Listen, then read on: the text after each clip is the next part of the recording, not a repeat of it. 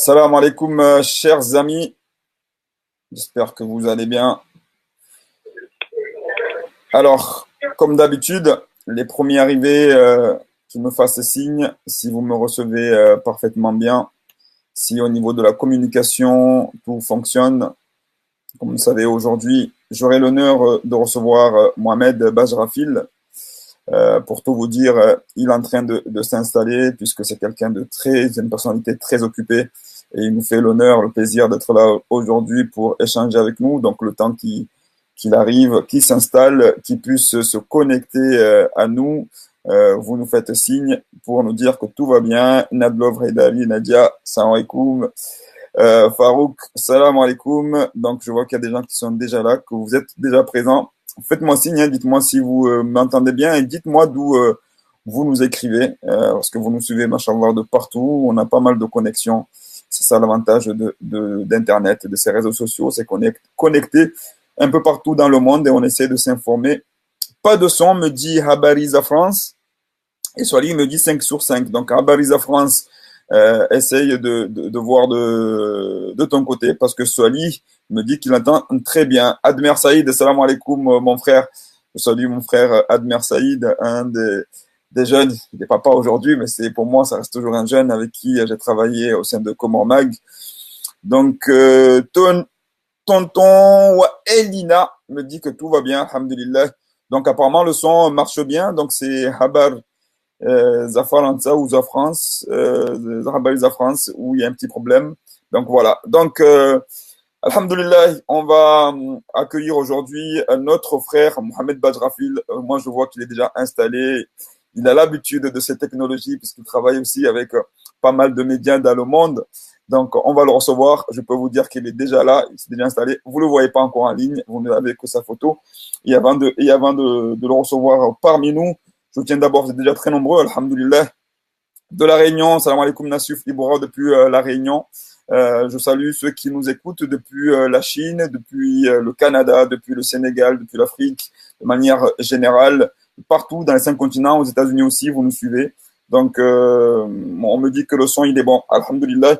Donc, avant de commencer, avant de recevoir Mohamed Bajrafil, je tiens encore une fois à saluer, à vous remercier pour l'élan de générosité que vous faites preuve pour le jeune Zamil. Cela fait 3 ou 4 jours qu'on a lancé la cagnotte pour la première étape. Je me permets de vous dire que c'est une première étape que nous avons lancée, d'atteindre 5 000 euros pour que nous puissions déjà lui offrir des soins, lui permettre de continuer à étudier. Et beaucoup de messages nous viennent de partout, me parviennent de partout, des frères qui sont en Angleterre, qui sont aux États-Unis, des personnes qui sont aussi à Mayotte, de France aussi. Il y en a qui m'appellent pour me dire comment faire, comment soutenir sans passer par une carte bleue. Et donc voilà, on a beaucoup d'initiatives, alhamdulillah. On a des frères aussi qui nous ont appelés depuis la Tunisie pour voir quelle possibilité on pourrait avoir une fois qu'on aura récolté cette première partie pour voir comment le soigner. Alhamdulillah, j'en suis ému de cet élan de générosité. Et derrière cet élan par rapport à Zamil, c'est tous les enfants du monde, particulièrement ceux de notre archipel qui manquent de tout au niveau sanitaire, qu'on va pouvoir, j'espère, aider dans les mois et les années à venir. Et je tiens à souligner notamment l'initiative qui a été lancée par le frère Vilanrif Lukman, qui nous écoute, qui nous suit depuis la Chine, et qui a lancé l'initiative de lancer une application. Il m'a appelé, il m'a contacté, et on s'est appelé, on a échangé. Il m'a dit, voilà, écoute, grand frère, je suis en Chine, on est beaucoup de Comoriens, beaucoup de frères qui nous sommes en Chine, et on ne sait pas comment contribuer parce qu'on ne peut pas utiliser nos CB. Donc, il m'a proposé de lancer une application qui s'appelle WeChat, pardon. Et à travers cette application, c'est de collecter les fonds depuis la Chine à tous les frères, toutes les sœurs qui peuvent contribuer, et ensuite nous le transférer sur le fonds pour que nous puissions aider le petit Zamil. Donc, je tenais encore une fois à vous remercier de cet élan de générosité. Je reviendrai là-dessus et je termine pour vous dire que normalement, c'était ce soir qu'était prévue la finale de Moussabaka Moutsamoudou. La finale a été reportée à demain pour la simple raison, encore une fois, grâce à vous, grâce à cet élan, il y a eu des médias qui se sont intéressés, et notamment Mayotte Première, qui voudrait être présente, la chaîne, pour justement filmer ce Moussabaka. J'espère, je lance un appel à notre télévision nationale de se joindre à la télé de Mayotte première pour justement nous faire vivre ce moment de cette finale de Moussabaka à Moutsamoudou. Donc, ça serait dommage que des télévisions autres que la télévision nationale ne puissent pas être présentes. Donc, je lance un appel pour voir s'il y a possibilité de faire vivre la communauté cet événement qui est important. Donc voilà, donc c'est pour ça que la finale qui était prévue aujourd'hui, initialement aujourd'hui, a été reportée à demain à la même heure, à 21h heure des Comores, ce sera 20h en France. Voilà, chers amis, venus pour nous l'heure d'accueillir notre invité, Mohamed Baj Rafil, qui me rejoint. Mon frère, salam alaikum. Wa alaykoum salam wa rahmatullahi wa barakatuh. Donc déjà, moi, je le reçois très bien. Donc vous, si vous le recevez très bien, faites-moi signe. Les amis qui vous nous suivez, déjà très nombreux à nous suivre. Donc si vous l'avez bien suivi, on va pouvoir, voilà, je vais, tac, voilà, on va pouvoir commencer notre rencontre avec le frère. Je sais qu'il est très occupé. Il m'a dit, c'est exceptionnellement pour vous que je viens, pour passer un moment, mais il est déjà attendu. Et là, il est entre deux déplacements. Alhamdulillah, déjà, barakallahu fik, d'être parmi nous, monsieur Bajrafil. Je sais pas si on va l'appeler imam, on va l'appeler professeur, docteur, parce que, alhamdulillah, grâce à Dieu, c'est pas les bienfaits qui manquent. Donc, on va l'appeler par ces titres que Dieu l'honore. Donc, quel que soit le titre qu'on va utiliser, qu'on appelle docteur, parce que les docteurs, machallah, docteur, que ce soit professeur ou imam, alhamdulillah, bienvenue, salam alaikum, et merci d'être parmi nous pour échanger pendant une petite demi-heure avec nos amis qui nous suivent sur les réseaux sociaux. Salam alaikum. Wa alaykoum salam wa rahmatullahi wa barakatuh. Je pense que le meilleur des titres, c'est de m'appeler Mohammed.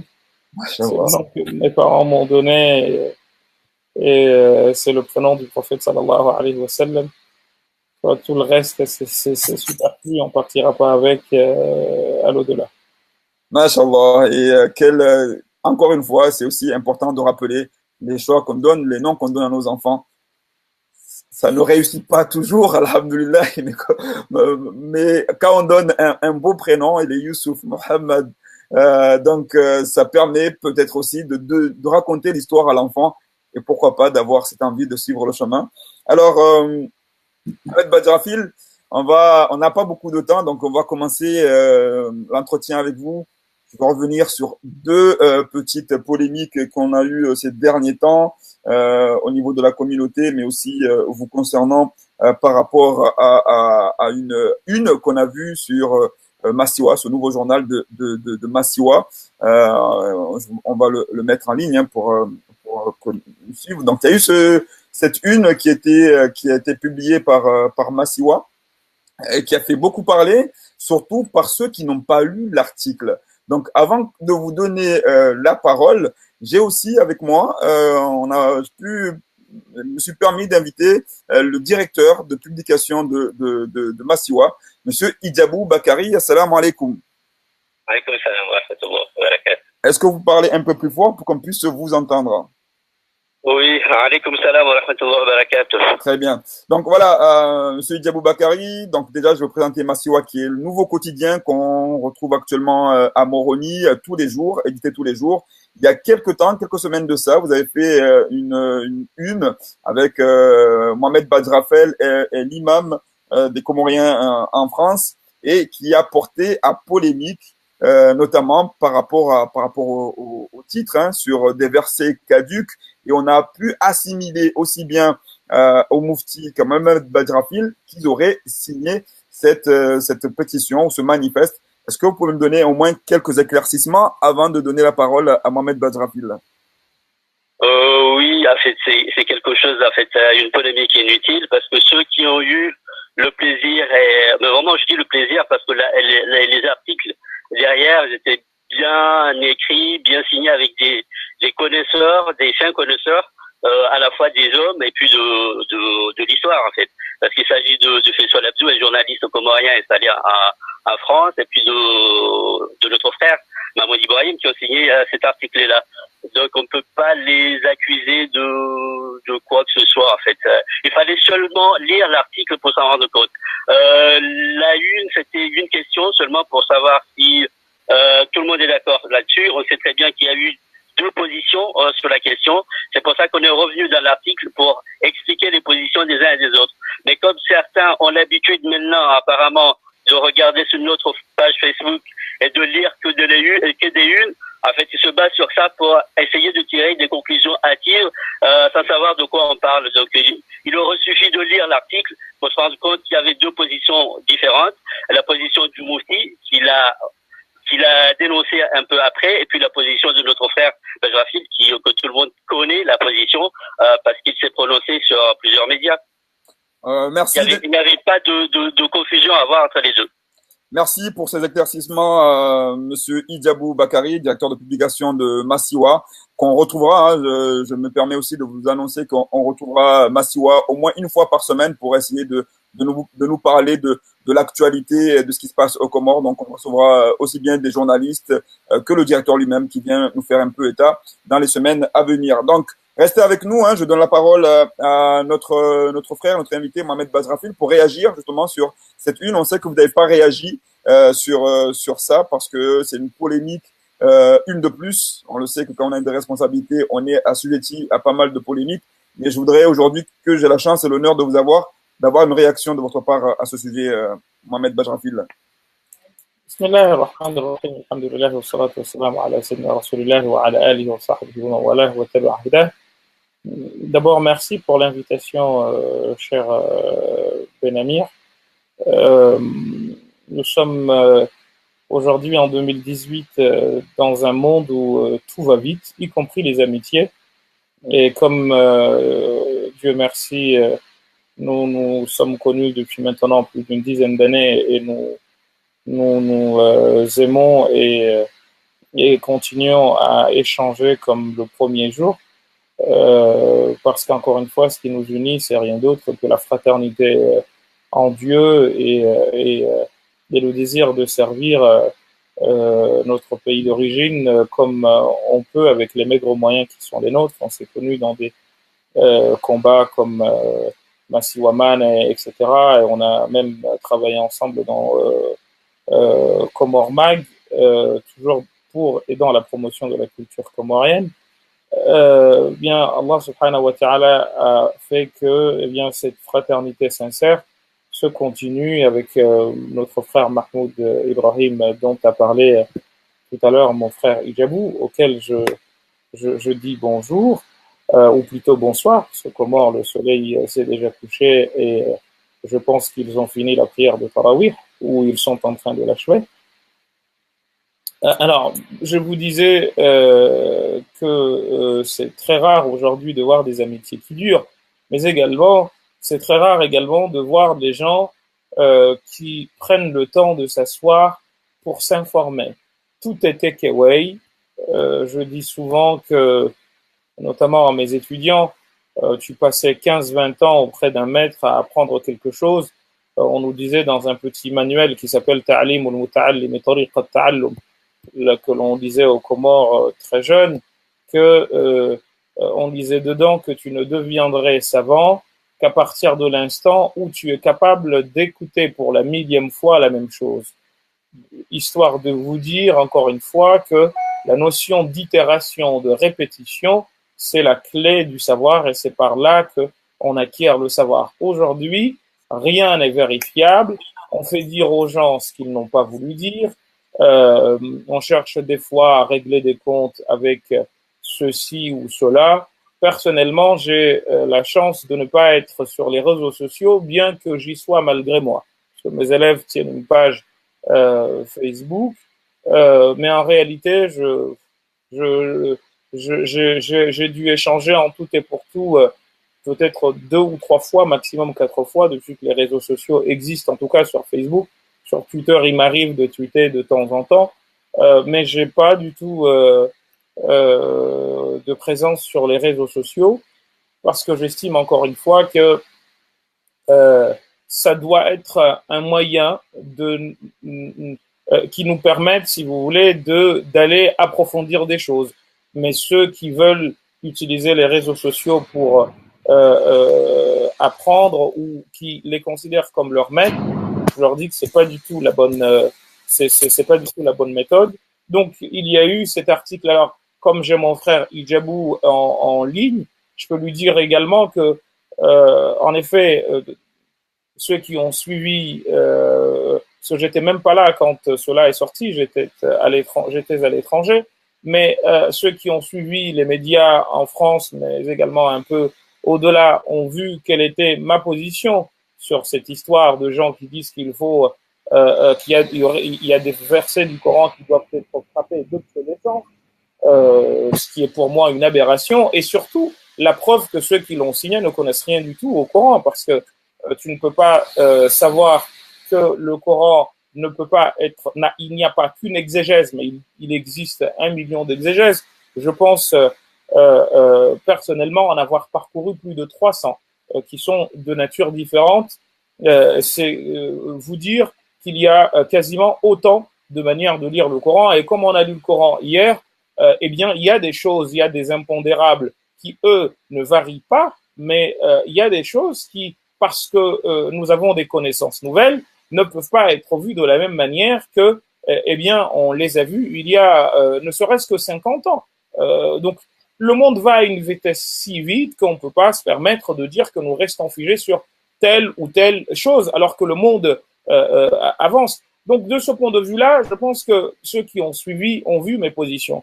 En revanche, la manière dont la une a été faite, surtout la disposition de l'image, le Mufti Cheikh Ali Mohamed Qasim, il m'a enseigné quand j'étais jeune un livre qui s'appelle Hadiyatul Ikhwan, qu'il m'avait fait l'honneur à l'époque de m'offrir. J'avais alors 9-10 ans, c'est en 87-88. Donc je n'aurais pas, si vous voulez, de regret ni à rougir si on disait que, eh bien, je suivais un de mes maîtres, parce que c'est comme ça qu'il faut voir les choses. Mais c'est pas le cas, parce que là-dessus, la position qui a été la mienne n'était pas du tout celle qu'on lui prêtait. Et je trouvais que mettre la photo, disposer les deux photos de cette manière, eh bien, c'est pas de nature à faire, à comment dire, à donner, à présenter deux visions qui sont pour le moins antagonistes sur cette question.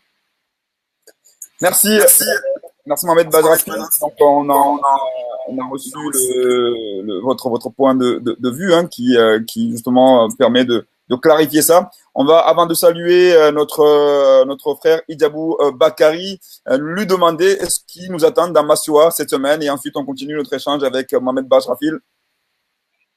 Pas cette semaine parce que c'est un quotidien.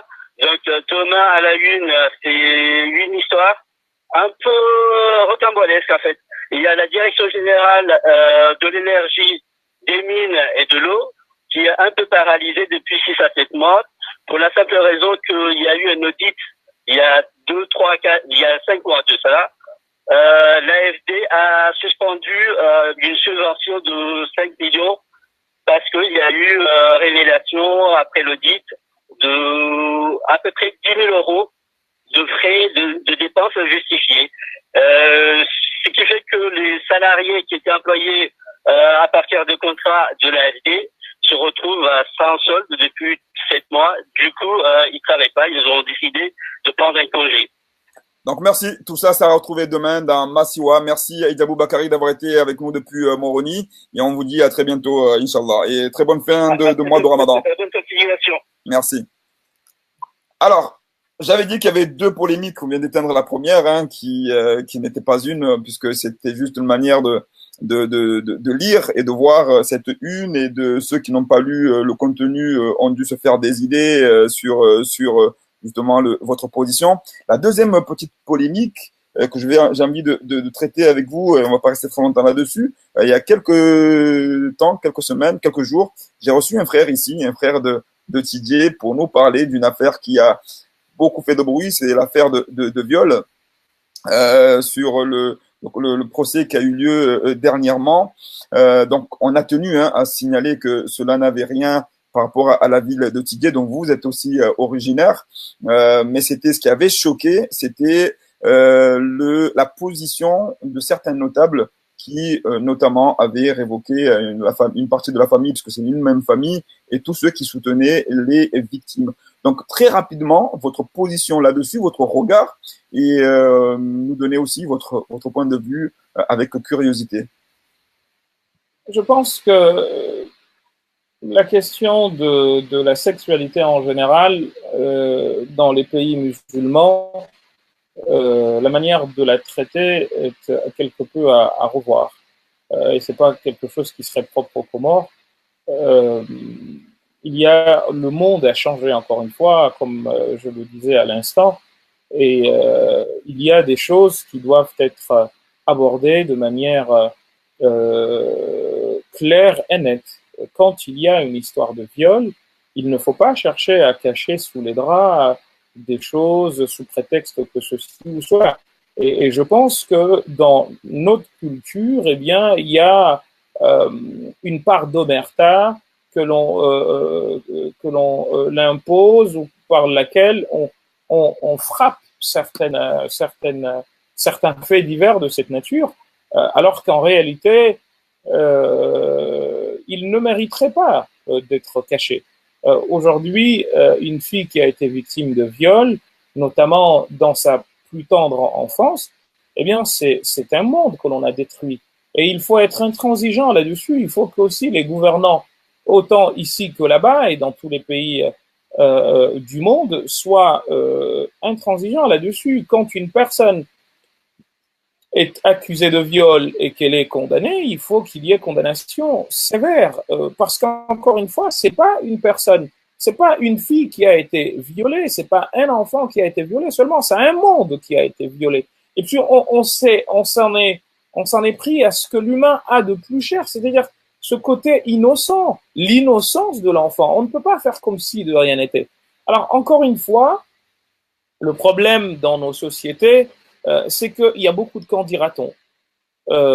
Et du coup, on a du mal à distinguer le bon grain du livret. On ne sait pas qui est qui, parce qu'il y a tellement de quand dira-t-on, ce qu'on appelle les sha'i'at en arabe. J'ai vu Ben Amir qui a dit qui a fait qui a fait. Autrefois, on disait des mensonges. Aujourd'hui, on voit des mensonges. Donc, je pense qu'il faut être prudent sur ces questions-là, mais quand il y a condamnation, il faut que la condamnation soit considérée et prise de la manière la plus sévère qui soit, parce qu'encore une fois, c'est un fléau qui doit être éradiqué.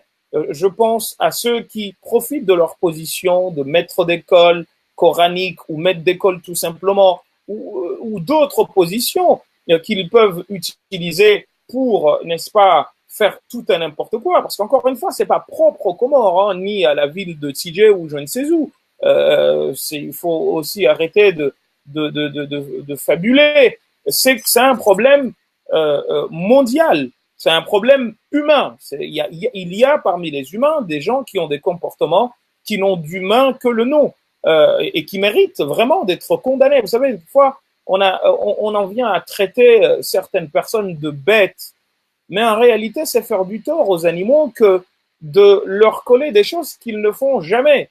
Un monsieur qui s'appelait Ibn al-Burzaban al-Mihwali, un grand savant shafi'ite du IIIe siècle, qui a écrit un bouquin, une petite épître d'une 20aine de pages, qu'il a intitulé Tafdhul al-Kilabi ala kathir mimman labisa thiyab, la supériorité des chiens sur beaucoup parmi ceux qui portent des habits. Parce qu'il y a des choses qu'aucun chien ne ferait.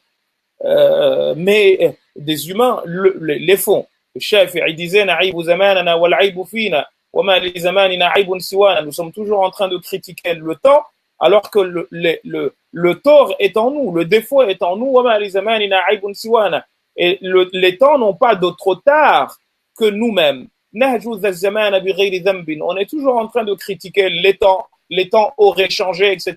Hier c'était mieux qu'aujourd'hui.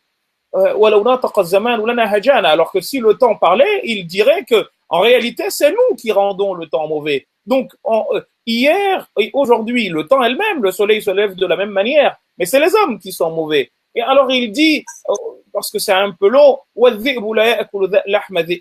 tu n'as jamais vu un loup dévorer un loup comme lui, alors que certains parmi nous ne se gênent pas de manger la chair des uns et des autres. Donc je pense que sur ce type de questions, il faut être intransigeant. Alors, vous savez, il y a l'histoire des villages. Vous savez, comme on dit aux Comores, qu'un village est plus fort qu'un État. Donc il y a aussi de ce point de vue la chose à voir de manière à ce que, eh bien, nous puissions, tout en gardant notre particularité culturelle, se marier ou nous marier, pardon, avec les temps qui sont ceux dans lesquels nous vivons. Nous sommes en France, c'est notre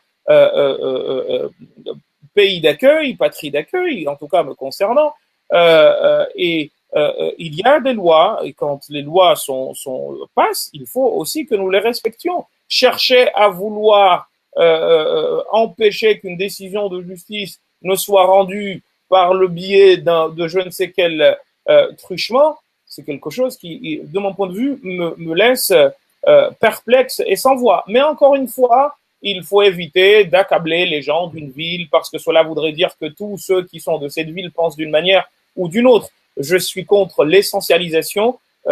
C'est quelque chose qui fait beaucoup de dégâts aujourd'hui en 2018. Donc, les gens de TJ ne seraient pas plus concernés que ceux de Samba ou de je ne sais quelle ville. C'est une maladie qui est mondiale et malheureusement, quand elle s'abat sur un endroit, eh bien, il faut savoir d'abord réconforter les personnes qui ont été victimes et ensuite, eh bien, s'unir pour faire en sorte que cela ne se reproduise plus nulle part. Merci pour cette position claire et précise. Je pense qu'on a bien compris. C'est vrai que c'est un problème, c'est un fléau mondial.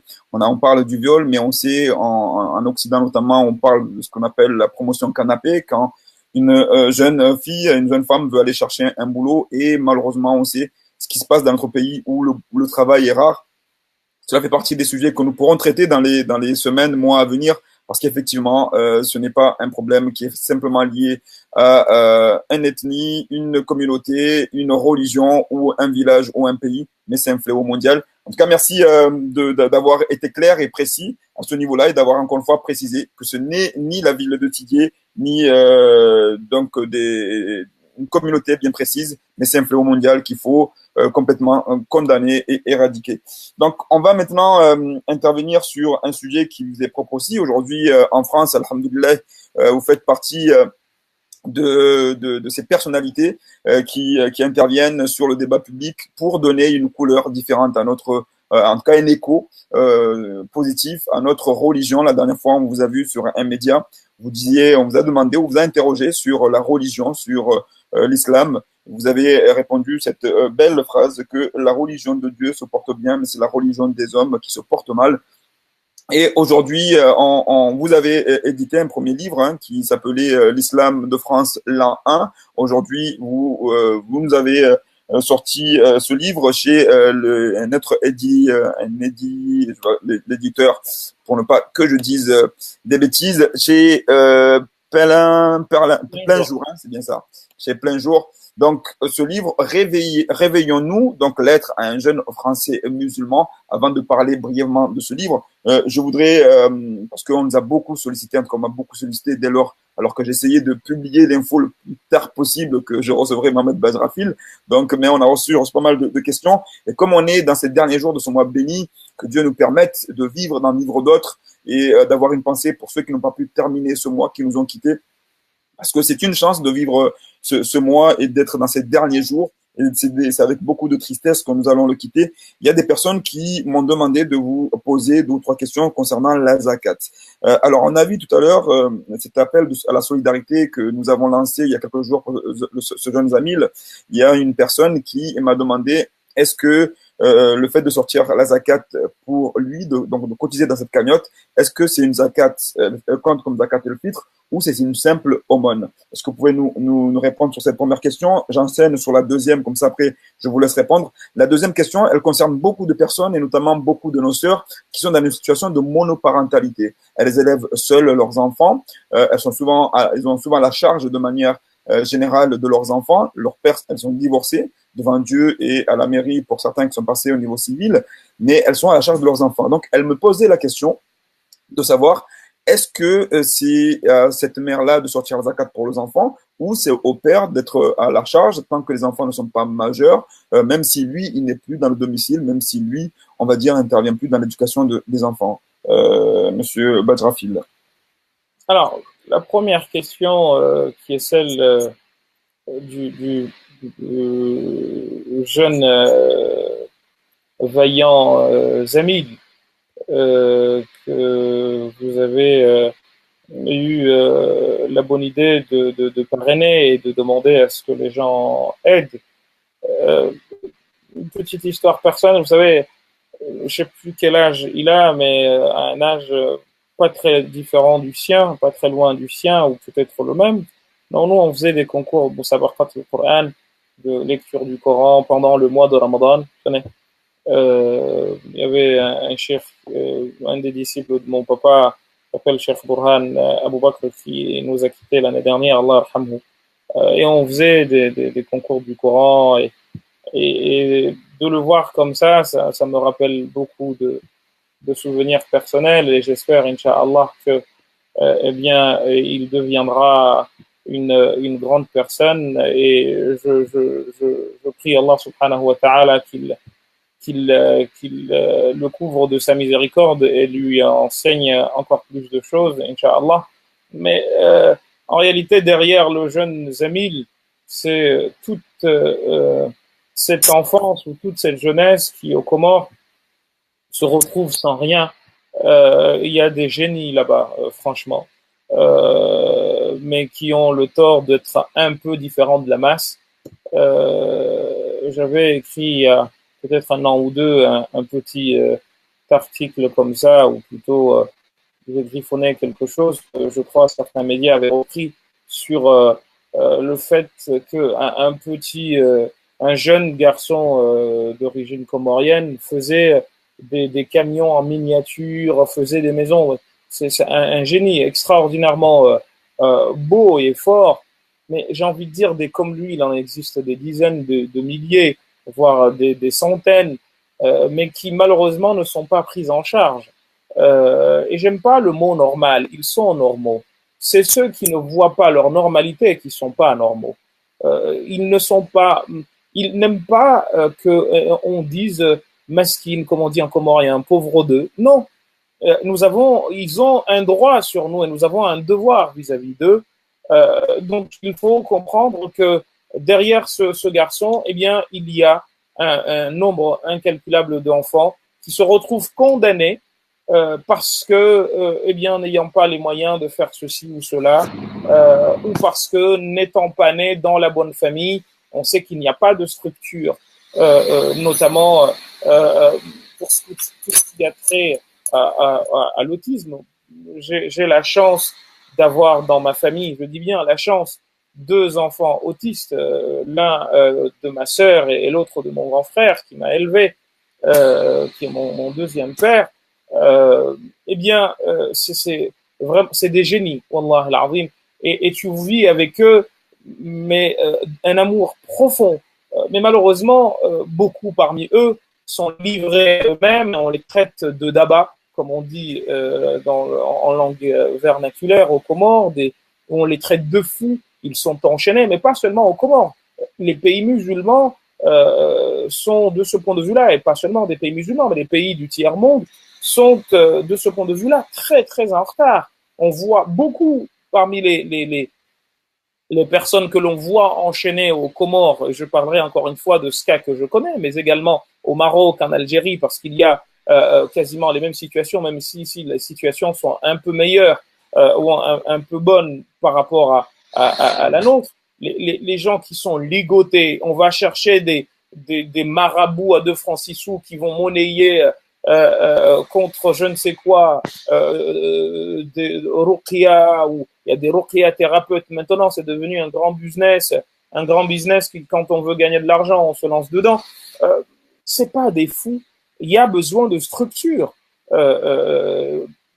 qui sachent les prendre en charge, des structures qui sachent répondre aux besoins de ces différents de la masse, mais qui ne sont pas pour autant des fous. Alors, il faut arrêter d'aller, on va réunir les gens, on lit des doigts, etc. On va voir un Fondi pour. C'est pas sa spécialité, cher Fondi. C'est pas ta spécialité. Tu n'es pas pédopsychiatre. Tu n'es pas. Faut qu'à un moment donné aussi aux Comores et dans nos pays, nous arrêtions de parler à n'importe qui. Il y a des spécialités dedans. Il y a des psychologues, des psychiatres, des pédopsychiatres. Bref, c'est plusieurs années d'études, de recherche qui sont menées et tu ne vas pas venir avec je ne sais quoi te prétendre je ne sais qui. Il faut vraiment qu'on arrête avec le charlatanisme parce que les dégâts dont on parlait tout à l'heure participent de cet esprit de charlatanisme où chacun vient et dit ce qu'il veut parce que on ne va pas lui demander qui il est. J'ai même vu quelqu'un, Allah yarhamhu parce qu'il est décédé, qui était venu, il est parti dans je ne sais quel pays, il a même pas eu le bac,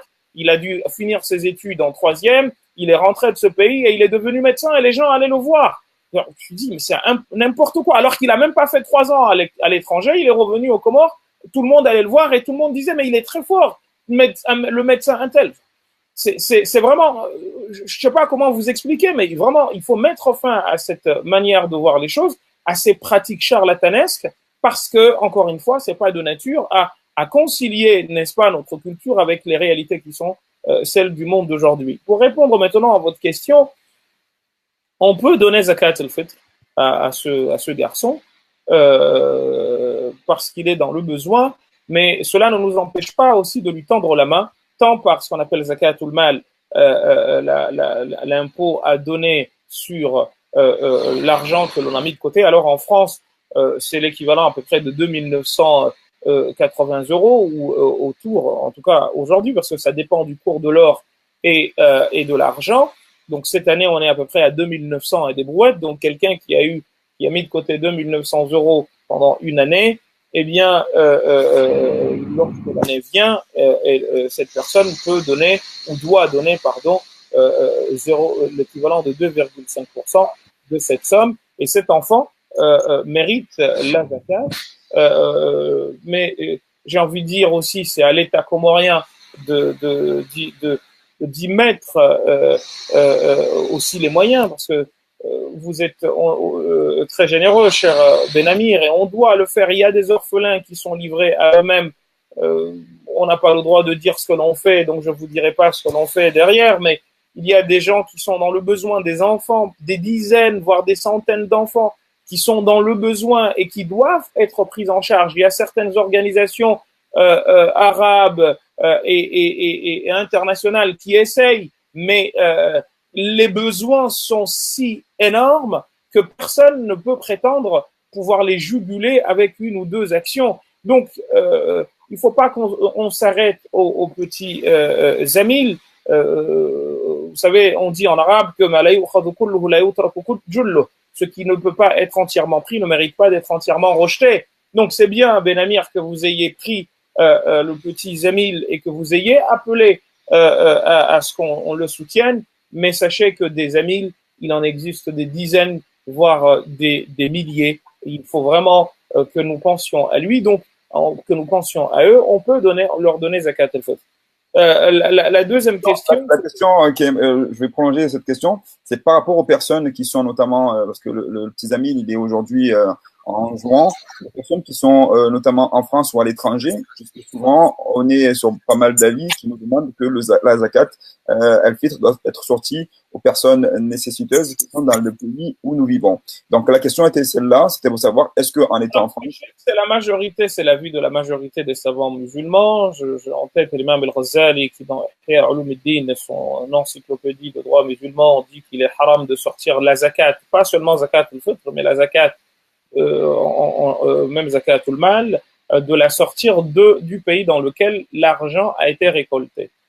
Aujourd'hui, parce que le monde est devenu un village planétaire, eh bien, certains, et je m'inscris dans cette liste, ne voient aucun mal à ce que, eh bien, nous puissions transposer, ou plutôt transférer l'argent dans des contrées où les gens sont dans le besoin, mais à une condition, que cela se fasse avant qu'il y ait des structures qui se chargent de distribuer cet argent avant l'Aïd, c'est-à-dire avant que l'imam ne monte sur le mimbar pour la prière de l'Aïd, auquel cas ça va se transformer en sadaqa, mais pas en zakat al-fitr qui est une obligation. Pour continuer dans le sens de la seconde question, qui est de savoir finalement qui est-ce qui donne quoi, pour qui. Alors, la mère qui a ses enfants en charge, qui sait par exemple que le mari, son ex-mari ou le père de ses enfants ne s'en occupe pas comme il se doit, eh bien, il est son devoir de s'en acquitter. Le père devrait s'en occuper, mais s'il ne le fait pas, il répondra de ses actes devant Allah subhanahu wa ta'ala, à moins que la mère n'ait pas les moyens de le faire, auquel cas, la yukallifullahu nafsan illa wus'aha, Dieu ne peut pas, ne nous demandera jamais de rendre des comptes sur des choses dont nous n'étions pas capables. Donc, parce qu'il y a eu un petit bug, donc si la mère est à ta mesure, si j'ai bien compris, ta mesure de sortir la zakat pour ses enfants, si le père n'intervient pas dans leur éducation, elle est dans son devoir de le sortir. Et sinon, si elle ne peut pas, elle ne sera pas blâmable à ce niveau-là. Merci pour ces précisions au niveau de la zakat. De manière générale, vous avez écrit ce livre « Réveillons-nous, lettre à un jeune français musulman ». Ma question serait la suivante. Si je devais changer le titre, si je devais marquer « Réveillons-nous, lettre à un jeune Comorien aujourd'hui », que diriez-vous notamment aux jeunes Comoriens qui soient de France ou d'ailleurs, qui regardent leur pays, qui aimeraient intervenir dans leur pays? Vous avez cité pas mal de points ou de dysfonctionnement aujourd'hui en 2018 dans notre cher pays, que ce soit au niveau de la prise en charge médicale, que ce soit au niveau des infrastructures. Vous avez été récemment. Que direz-vous à un jeune Comorien pour qu'il se réveille? Je dirais sincèrement à 2 ou 3 points près la même chose. Parce que nous vivons encore une fois la mondialisation. La preuve, vous et moi sommes en direct et des gens nous écoutent par-delà le monde. Au fond, les défis d'aujourd'hui, et d'ailleurs je l'ai dit dans l'introduction, nous vivons cette mondialisation qui fait qu'en réalité, l'adresse que l'on fait à un jeune Français pourrait être une adresse mondiale. Moi, c'est aux jeunes musulmans que je m'adresse. Il se trouve que je l'écrivais pour cette adresse à un jeune Français de confession musulmane, mais comme vous l'avez dit à juste titre, on pourrait mettre un jeune Comorien de confession musulmane, etc., etc. Pour dire en réalité la chose qui suit. Nous avons une religion qui est d'une beauté incroyable. Nous avons une religion qui est d'une tolérance incroyable. Nous avons une religion qui est d'une ouverture incroyable. Ce qui est dommage aujourd'hui, et pas seulement en France, cher Benamir, c'est que la pratique que nous en avons l'a vidé de son essence pour en faire un corps sans âme. Et cette remarque, l'imam al-Ghazali dont j'ai parlé à l'instant, a poussé l'analyse plus loin lorsqu'il a écrit un livre qu'on appelle Ihya Ulumuddin, la revivification des sciences religieuses, dont le but était eh bien, de faire en sorte que lui, à l'époque, lui il est né en 450 de l'Hégire, il est mort en 505, donc à 55 ans, il constatait déjà qu'on s'était éloigné de la pratique qui serait associée, n'est-ce pas, à l'esprit, pour, n'est-ce pas, avoir seulement une pratique qui est dépourvue de sens. Et aujourd'hui, étant donné que nous nous sommes engouffrés dedans, eh bien, qu'est-ce qui se passe? On voit des contradictions d'une profondeur incroyable. L'essentiel est mis de côté au profit de futilité. Aux Comores comme ailleurs dans le monde musulman, même dans les communautés musulmanes du monde, on débat de futilité. On est en train d'aller sur Mars au moment où nous nous battons pour savoir si la taille d'un pantalon doit être ceci ou cela, ou si les poils qui poussent sur le menton doivent être ceci ou cela. C'est du grand n'importe quoi, en fait. La religion d'Allah, ça ne peut pas être ça. On ne peut pas réduire la religion, l'océan qu'a été l'islam, qu'est l'islam, à des broutilles de cette nature, raison pour laquelle, eh bien, il faut revenir à une pratique qui allie esprit et comment dire et action, ne pas vider notre religion de son sens pour la focaliser sur des broutilles. Nous devons au contraire œuvrer pour faire en sorte que eh bien cette religion retrouve la beauté qui est la sienne. Vous disiez tout à l'heure que quand on m'a posé la question de savoir comment va l'islam, ma réponse a été mais sans réflexion aucune, et j'ai pas eu de préparation, on m'a pas donné les questions à l'avance, c'était du tac au tac comme vous et moi nous faisons maintenant, et la question était très simple, la réponse a été très simple, je veux dire que la religion d'Allah, elle a aucun problème, mais la manière dont celle-ci est pratiquée par les musulmans que nous sommes, mais alors là, celle-là, c'est du grand n'importe quoi. On n'a pas, tout le monde connaît ces phrases de gens qui se sont convertis à l'islam, qui disent tout le temps que je remercie Allah de m'avoir permis de connaître l'islam avant de connaître les musulmans. Parce que si c'était par leur biais que j'allais m'intéresser à l'islam, jamais je ne me serais intéressé à cette religion. Donc, il faut que nous sortions de notre manière de voir les choses parce que, en fait, on vit dans un monde où nous ne sommes pas seuls. Il y a 7 milliards d'habitants. On vient de nous dire, il n'y a pas très longtemps, qu'il y a plus d'1,5 milliard de musulmans dans le monde. Donc, il y a 5,5 milliards de personnes qui ne sont pas de confession musulmane. Or, il nous a demandé en tant que musulmans, eh bien, de présenter le meilleur exemple pour cette religion afin que, eh bien, celle-ci attire les gens, ne serait-ce que, eh bien, à se comporter de manière tolérante et acceptable avec elle. Sauf que le moins qu'on puisse dire, c'est que si je me situe en France, mais également dans le monde, eh bien, la manière dont certains parmi les nôtres, parce qu'encore une fois, je n'aime pas l'essentialisation, la manière dont certains parmi nos jeunes, précisément, vivent la religion, la présentent aux gens, eh bien, elle n'est pas de nature du tout à intéresser l'autre. Il y a une fermeture, il y en a même qui ferment le visage, pensant qu'en fermant le visage, eh bien, tu vas pouvoir faire la da'wa aux gens. Merci pour ces éclaircissements. J'aimerais qu'on reste là pendant des heures et des heures, mais je sais que vous êtes très pris, je sais que vous avez un rendez-vous important après. Vous êtes aujourd'hui une lumière, pas simplement pour les Comoriens, ni pour les Français qui vivent ici, mais pour l'humanité qui vous écoute à travers tous les réseaux sociaux par rapport à votre position, par rapport à votre éclairage, de la manière où nous devons vivre cette religion de Dieu qui a été envoyée à ses prophètes, et notamment au prophète Mohammed sallallahu alayhi wa sallam. Et c'est vrai que on a besoin justement d'avoir cette fraîcheur venant de personnes éminentes comme vous, mais étant bien évidemment d'origine comorienne et militant pour ce petit pays au bout du monde qui a du mal encore une fois à se développer, et on prie dans ce mois béni pour que l'heure soit proche, pour que nous puissions développer ce pays comme tous les pays dans le monde où les personnes vivent mal. Ma question est la suivante.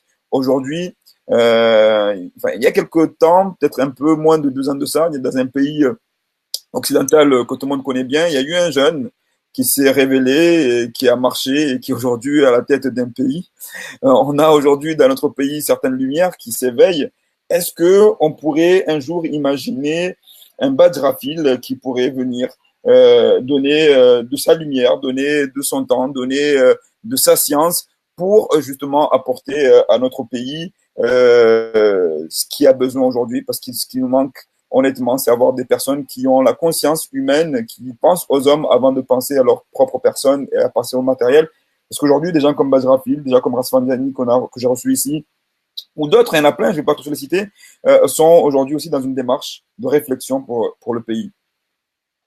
Vous savez, quand on vient d'un pays qui t'a nourri, qui a été ta mère nourricière, ou qui t'a vu grandir, tu ne peux pas ne pas y être attaché.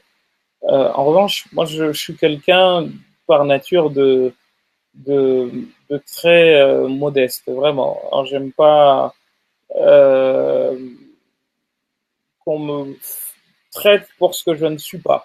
Je suis loin de m'imaginer comme une lumière, vraiment. Je sais pas de la fausse modestie. En fait, si je pouvais, entre nous, cher Ben-Amir, arriver à faire prendre conscience à tout un chacun qu'il est ce qu'il est, c'est-à-dire que chacun de nous, en réalité, n'a pas besoin, aucun parmi nous n'a besoin d'un modèle humain qui serait parfait, infaillible. Ça a été le prophète sallallahu alayhi wa sallam, ça a été les messagers. Et toute autre personne est un sac à péché, un sac à défaut, cher Ben Amir.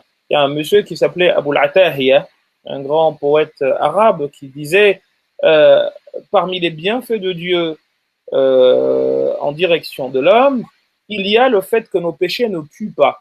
Parce que si nos péchés tuaient, eh bien personne ne pourrait rester autour de nous. Donc ce n'est pas à faire dans la fausse modestie que de dire que je suis loin d'être un exemple. Et à chaque fois que des gens ont essayé de se présenter comme tels, très rapidement on s'est rendu compte de la supercherie. Donc je ne suis pas un modèle, vraiment je le dis du fond du cœur. J'ai comme tout le monde mes défauts. J'espère qu'on me les montrera. Alors j'espère de la manière la plus tranquille possible parce que je n'aime pas la brutalité. Mais avec les petits moyens qui sont les miens, je pense comme d'autres que, eh bien, si j'en ai l'occasion et les moyens, eh bien, j'essayerai d'aider ce pays qui est le mien, qui m'a vu grandir, comme j'essaye ici. La France, encore une fois, je vous disais, cher Ben Amir, est une patrie d'accueil. J'ai perdu mon premier enfant, il est enterré ici. Donc j'ai ma mère qui est enterrée aux Comores et j'ai mon fils qui est enterré ici et je suis lié aux deux parce qu'il y a une partie de moi dans l'un comme dans l'autre pays. J'essaierai avec les moyens qui sont les miens d'aider ici et là-bas et peut-être même au-delà si j'en ai la possibilité pour faire en sorte que la condition humaine eh bien soit la meilleure possible et je sais qu'aux Comores tout est à faire, cher Ben Amir, vraiment. Mais je pense qu'avant de construire des routes et des hôpitaux, nous devons construire des hommes.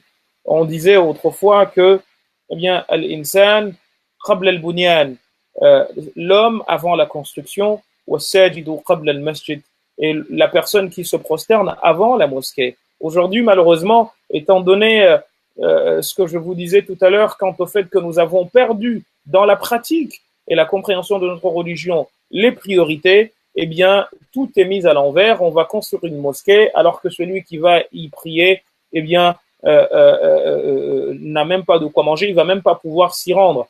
Vous avez sans doute vu que j'avais, quand le joueur du Paris Saint-Germain, je sais plus comment il s'appelle, Neymar, a été acheté par le Paris Saint-Germain, qui se trouve être entre les mains du Qatar, être une propriété du Qatar, eh bien, j'ai été outré de voir que, eh bien, on a mis 220 millions d'euros dans l'achat de ce joueur.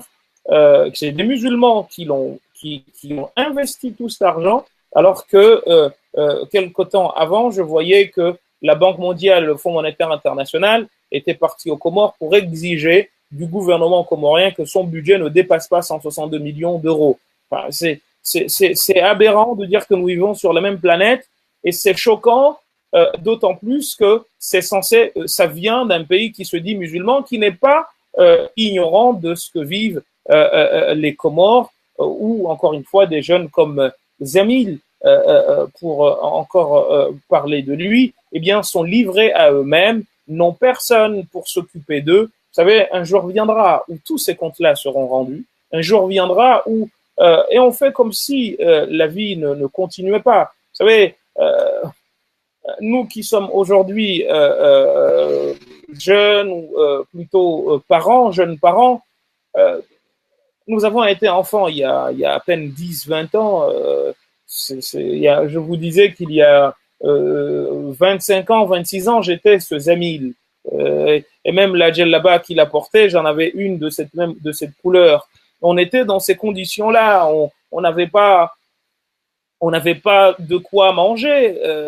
Mon bac, cher Ben Amir, je l'ai préparé en 3 mois, faute de moyens, parce que l'école était fermée.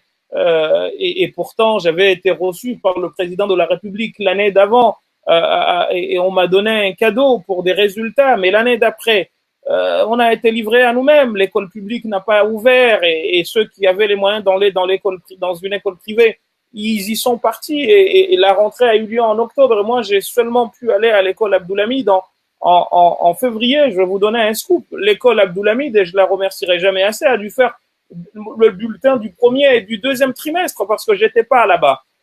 J'étais dans la nature. Il y avait rien. Donc, ces cas-là continuent aujourd'hui encore. Donc, on ne peut pas laisser des situations pareilles se continuer, cher Benamir. Il faut vraiment que chacun de nous essaye de faire ce qu'il peut.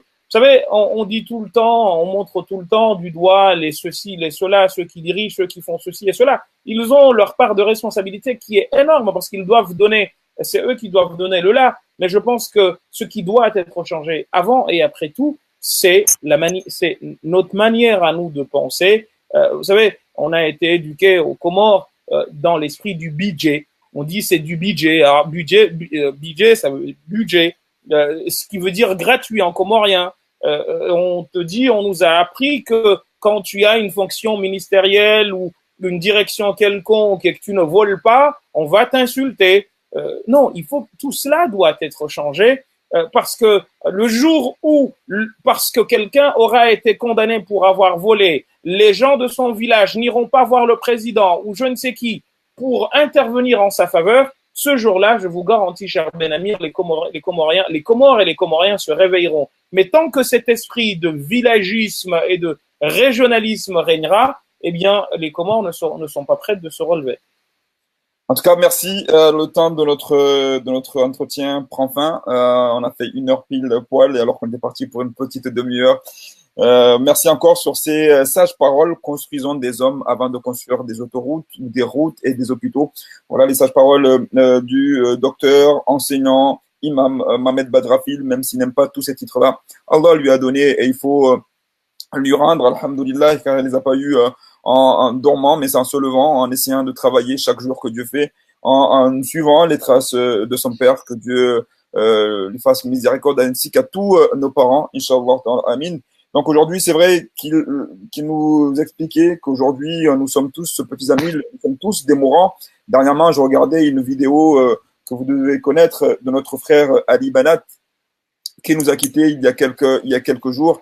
Ce riche Australien qui était très très très riche et qui a appris sa maladie il y a 3 ans, et lorsqu'il a appris sa maladie, il a pris conscience qu'on était tous des mourants et il a dit que le plus beau cadeau que Dieu ait fait, c'était d'avoir révélé ce cancer. On sait que nous allons tous mourir, mais à ce moment-là, il savait dans son jeune âge, il savait que sa fin était proche et tout le matériel qu'il avait, toute la richesse qu'il avait, qui ne nous servirait à rien là où il allait partir. Donc il a eu cette révélation de cette maladie, mais au lieu de se ternir, de se fermer, il a eu cette révélation, il a pris ça comme un cadeau de Dieu, il a dit c'est le plus beau cadeau que Dieu lui ait fait, et ensuite il a pris toute sa richesse et il a essayé d'investir dans des causes nobles, et comme l'a souligné Badrafil, aujourd'hui, il ne suffit pas simplement d'aider une personne, mais essayer d'avoir cette conscience, de construire des gens, de construire des mentalités, de défaire, de déconstruire tout ce qu'on nous a construit depuis notre enfance, où on nous a dit que nous parlons de donc aujourd'hui, c'est essayer, grâce à des personnes comme Mohamed Badrafil, il ne m'enlèvera pas de la bouche le fait qu'Allah lui a mis de la lumière, même si lui, il sait effectivement qu'on sommes tous des sacs à pécher, mais on est là aussi pour essayer de jouer l'exemple, de montrer l'exemple. Et il est une lumière pour nous, un exemple, Inch'Allah, que Dieu lui facilite, que Dieu lui permette des responsabilités par ses responsabilités, comme disait un sahaba, un calife, Omar, quand il demandait à Dieu, quand il priait à Dieu, il ne demandait pas à Dieu d'alléger son fardeau, mais il lui demandait d'avoir les épaules suffisamment larges pour pouvoir les soulever, en tout cas, c'est pouvoir supporter les fardeaux que Dieu lui mettait sous les épaules. Donc, soyons comme ça, soyons dans ce sens-là. Merci, Mohamed Badrafil, de nous avoir donné ce temps précieux pour nous et précieux pour toutes les personnes qui nous ont suivis. Et à très bientôt. Et merci encore pour cette amitié que vous m'avez fait part en début de rencontre. Effectivement, ça fait quelques années que nous nous connaissons par le travail, par l'intermédiaire de notre frère aussi qui nous suit, Mahmoud Ibrahim, un de nos frères qui nous a quittés. Qu'Allah lui fasse miséricorde, Salim Atubou, que ses œuvres puissent jouer en sa faveur et que notre amitié aussi puisse essayer de l'aider. Je vous laisse la dernière parole, cher ami, cher frère, cher imam, pour essayer de nous éclairer encore un peu plus avant de vous quitter. Ça va être difficile, moi, d'appuyer sur Inde, mais c'est ainsi que la vie est faite. Et encore une fois, merci pour ce moment d'échange convivial. Barakallahu fik, encore une fois, merci pour cet échange et pour l'invitation. Mon dernier mot sera celui de l'imam Shafi'i, qui a dit dans un poème très, très beau venant de lui que إذا كنت ذا قلب قنوع, si tu es quelqu'un qui a un cœur qui sait se contenter, qui est doté du contentement, فأنت ومالك الدنيا سواء, c'est que en réalité toi et celui qui dispose des richesses de ce bas monde, eh bien, êtes égaux. Parce que celui qui est riche, eh bien, il peut être riche et pauvre. Et soyons riches de cœur et nous serons riches véritablement. Et ceux qui sont matériellement riches et pauvres au niveau du cœur, en réalité, ce sont ceux-là les vrais pauvres, parce qu'ils ne savent pas c'est quoi le bonheur. Et il y a ce hadith du prophète sallallahu alayhi wa sallam qui dit que man asbaha mu'afiyan fi badanihi, celui qui se réveille en étant en bonne santé, aminan fi sirbihi, qui vit dans la paix, lahu qutu yawmihi, qui dispose de son repas quotidien, فكأنما ملك الدنيا بحذافيرها, c'est comme s'il disposait de ce bas monde entièrement, parce qu'en réalité la vie se résume à ces trois choses-là. Donc, pensons vraiment aux petits comme Zamil. Il porte un très joli prénom. Ismun ala musamma, vous parliez au début du fait qu'il fallait donner de très beaux prénoms à nos enfants. Vous savez qu'un prénom, c'est aussi une invocation. C'est pour cette raison qu'on a d'aussi beaux prénoms aux Comores que Mjana Khair, celle par laquelle, généralement, c'est un nom de fille. C'est aussi ma maman, ma tante qui m'a élevé, celle qui ramène le bien, Shangama, celui qui va passer par-dessus les trous et les fossés qu'il aura à traverser. Bref, un prénom, c'est un nom. Alors, Ibn al-Qayyim, si ma mémoire est bonne, disait qu'il était très déconseillé d'appeler quelqu'un Youssouf, parce que Youssouf a souffert, et c'est un prénom qui a été porté par quelqu'un qui a souffert, de peur que, eh bien, cela ait une incidence sur l'enfant. Donc, c'est vraiment le dernier mot que j'aurais à dire là-dessus. Soyons conscients des richesses que Dieu nous a données, parce qu'en réalité, comme dit le proverbe comorien, quiconque dit qu'il n'y a pas pire que lui est un pécheur, parce qu'en réalité, il y a toujours pire que nous. Salam alaikum. Une prochaine fois, on vous invitera pour justement parler du comorien, parce que les doctorants en la matière, alhamdoulilah. Donc, encore une fois, merci les amis, que la paix soit sur vous. Je rappelle encore une fois, si vous estimez que cette rencontre vous a plu, qu'elle peut servir à d'autres, n'hésitez pas à partager au maximum là où vous pouvez, et continuons à être solidaires, aussi bien pour Zamil que pour tous les enfants du monde, pour les enfants des Comores et d'ailleurs qui souffrent. Ayons une pensée pour les personnes et les familles qui sont aujourd'hui sous les bombes, ces personnes qui ne connaissent pas la paix comme nous la connaissons aujourd'hui. Donc, ayons une pensée dans ces moments de fin de Ramadan. Encore une fois, je précise, moi, personnellement, j'ai une tristesse parce qu'on ne sait pas si on aura l'occasion d'en vivre d'autres. Et quand on connaît les bienfaits de ce mois de Ramadan, c'est une grande richesse, un grand cadeau que Dieu nous fait. Ma'an salam, chers amis, à très bientôt. Barakallahu fik, Mohamed Bajrafil, pour ce moment, encore une fois, très enrichissant. Et à très bientôt. On aura l'occasion peut-être de nous revoir ici et ailleurs. Inch'Allah ta'ala amin. Le salam à la famille aussi. Salam alaikum. À bientôt. Salam alaikum.